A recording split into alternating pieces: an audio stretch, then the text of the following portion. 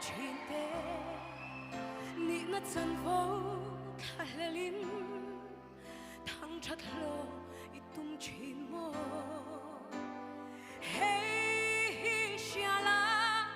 ako tu se tuar na khăn thi sen qua la lungai sắc mê la dar zam lo ve lunga na anei lo ve kan sanin na asin mangai na vang na tuar chu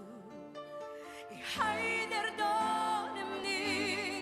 wal pau na lam chuang pui so van pasal cha di kong ani ngok turan ni ring lo la ma ni ral na puna ni sol moi na ang thom re i long tu me la bo to ang che do mi sing for pa kong zo ani e sing nun vui bia min dai ve ro le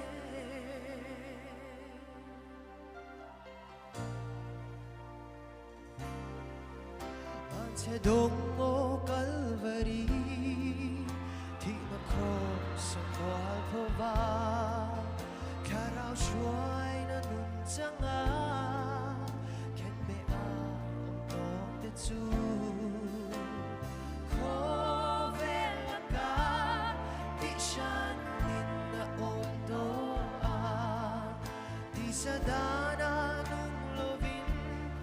Laldain na puerto At lalong cross kong zo i Tiyak na ruwamadai zera Karabalong manmui